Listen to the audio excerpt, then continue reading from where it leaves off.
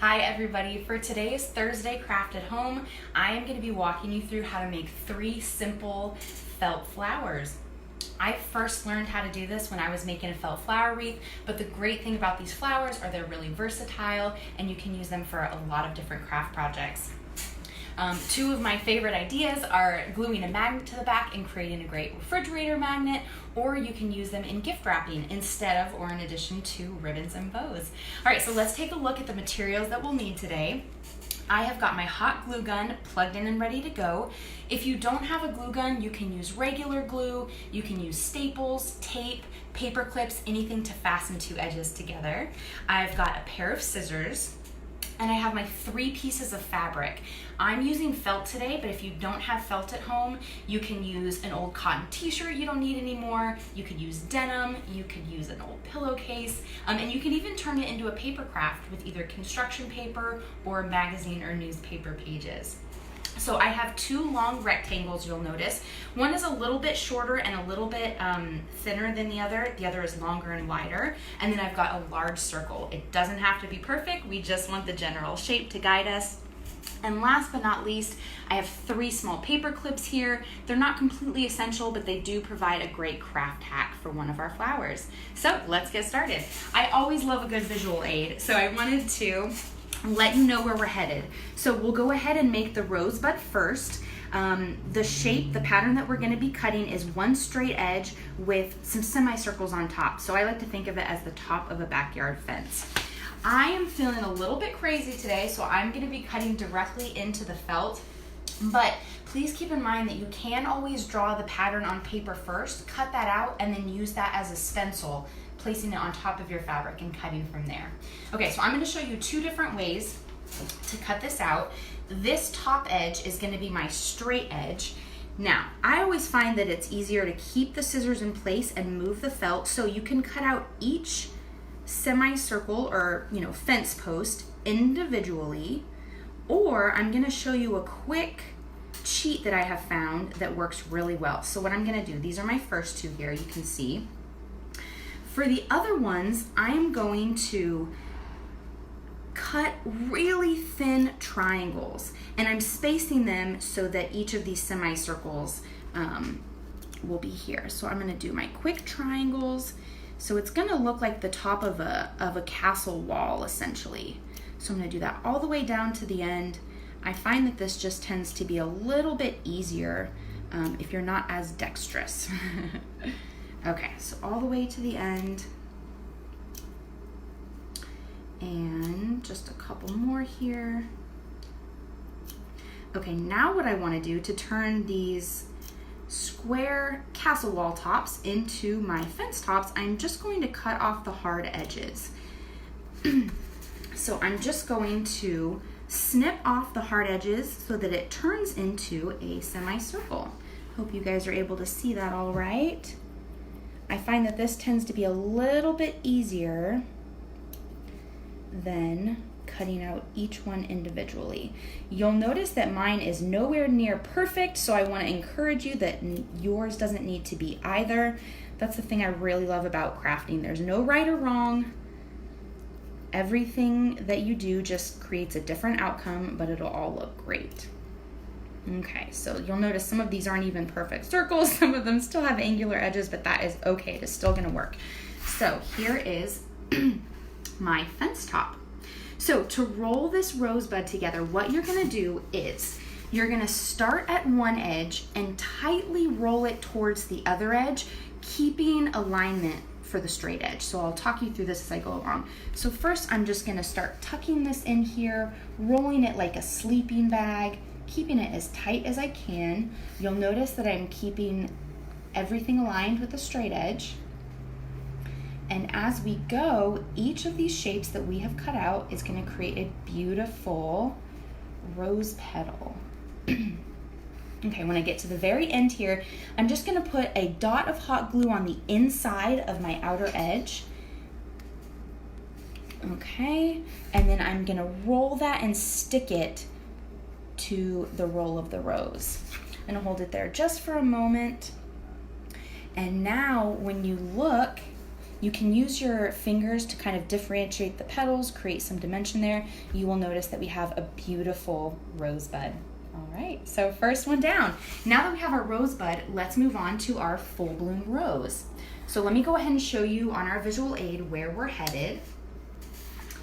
Okay, so the general shape that we are going to be cutting out is a spiral. You can cut a straight edge if you'd like to do that. It'll still look like a beautiful three-dimensional flower. I have just found that if you create a bit of a scalloped edge, it just creates some really nice definition and looks a little bit closer to a real-life rose. So again, we're going to be cutting in the shape of a spiral, and I'm going to be creating a scalloped edge. Try both and see what you like. Everybody has a different preference, or just choose one or the other. All right, so let me put this down and we will get started. Okay, so I'm going to be using my circular piece of felt for the rose. Again, it doesn't have to be perfect. We just want a general shape to guide us. Now, I find, as I said with the rosebud, I tend to keep my scissors a little bit stationary and just move the felt as I go along. So let me show you here.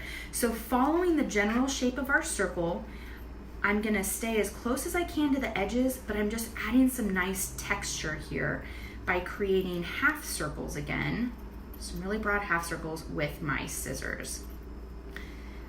This doesn't have to be perfect, they don't have to be even, just as long as you're creating something other than a straight edge, it'll look nice and textured.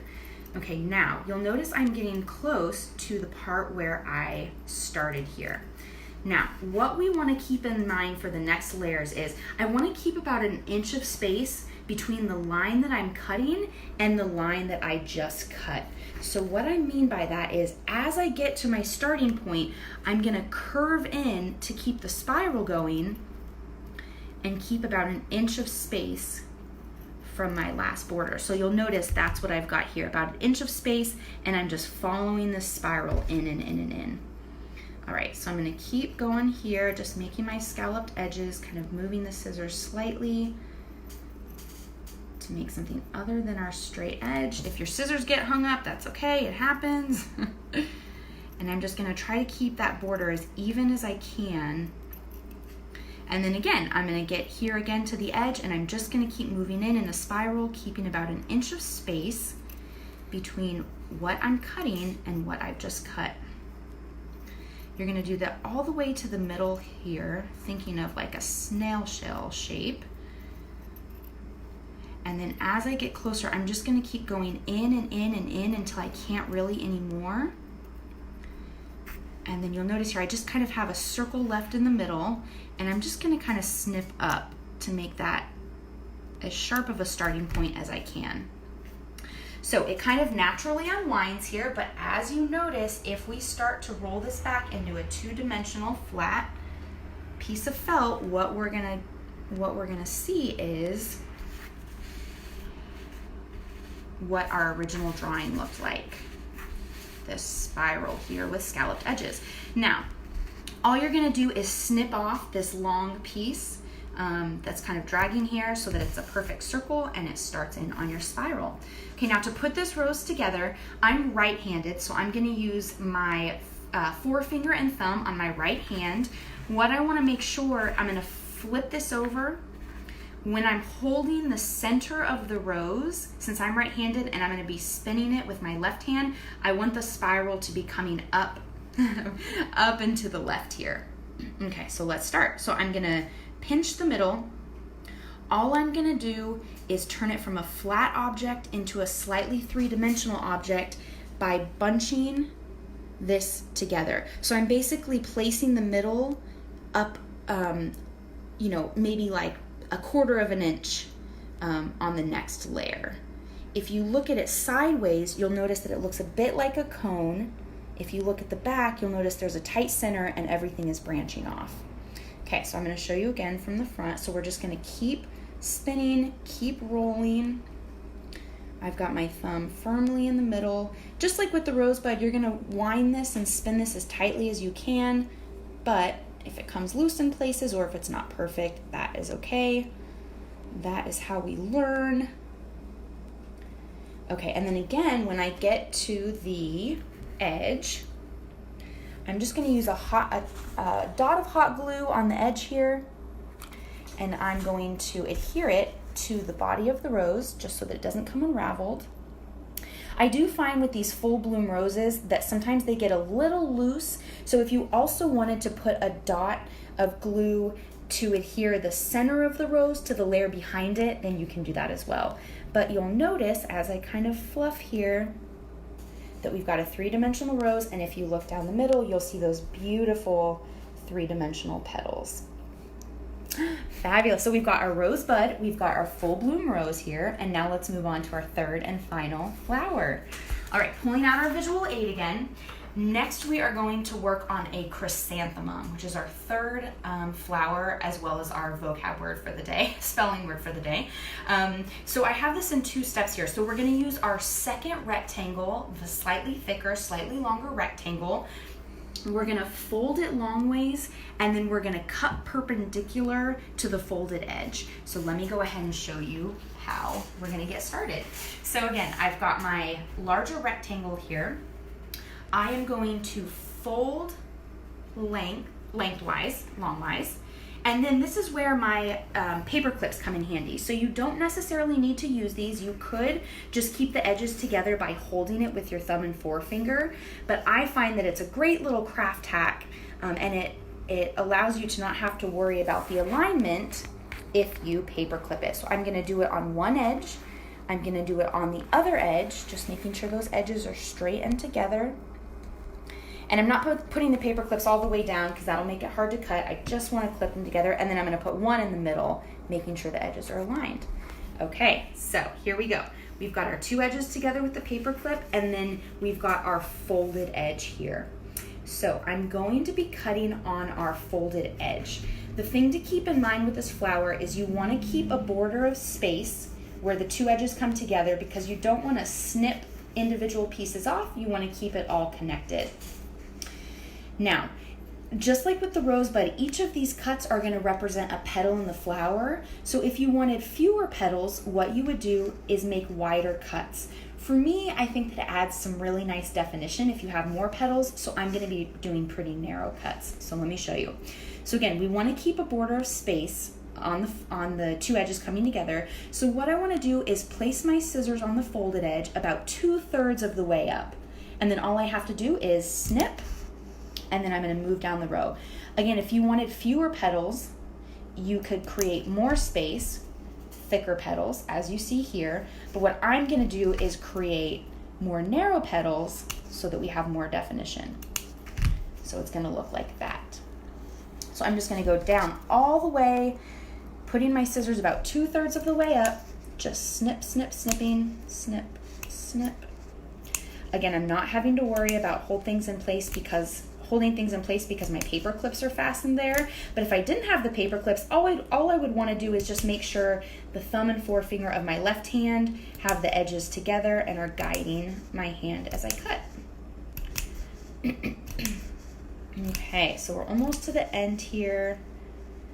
Again, you don't have to worry about perfection, all of them being the same size. Variety is the spice of life, right? So we're gonna do the last one there. And you'll notice that I have my my kind of fanned out shape here. So I'm gonna remove the paper clips, but I do want to keep the fold the way it is now. So I'm gonna remove this paper clip, and remove this paper clip. Okay, so my felt is still folded. I've got my 2 edges coming together on the bottom, and I've got my cuts up top. Just like with the rosebud, what I'm gonna do is start on one end and roll it as tightly as I can, like a sleeping bag, toward the other end. Just like with the rosebud as well, I wanna keep my bottom edge aligned. So I'm gonna start here, and all I wanna do is spin, spin, roll, roll.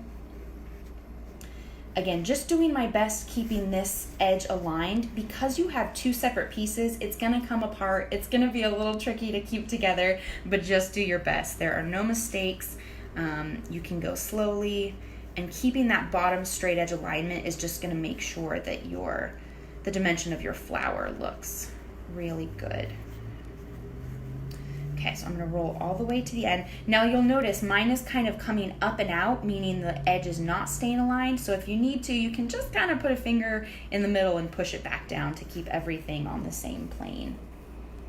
Okay, when I get to the very end, now I have 2 edges here. I'm gonna put a dot of glue inside here to attach the edges together.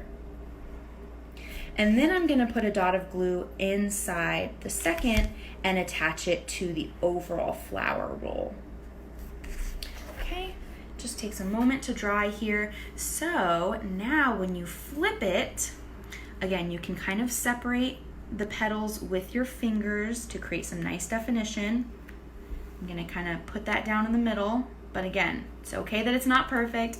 You'll notice that we have our beautiful chrysanthemum here. So that was the demonstration of 3 simple starter flowers in felt. There are a ton of patterns and different options that you can make online, but in my experience, these were great to start with, really fun to do, and easy for everyone. The other thing I wanted to tell you guys is please remember that if you're looking for other ideas for crafting at home, either for yourself or for yourself and children, the Tulare Public Library has a great online database called the Hobbies and Crafts Reference Center. I will include the link when I post this, and it has articles, visual aids, and all kinds of ideas for all different types of craft and hobbies for you to do at home. You have free access with your Tulare Public Library card or your San Joaquin Valley System Library card, so I really encourage you to use that resources while you're at home. I hope you guys had fun. Thank you so much for joining me. I really appreciate it. And if you make these flowers today, or if you're doing any other type of crafting at home, please include pictures in the comments. I'd love to see what you all are doing. Thank you again. Have a great rest of your day.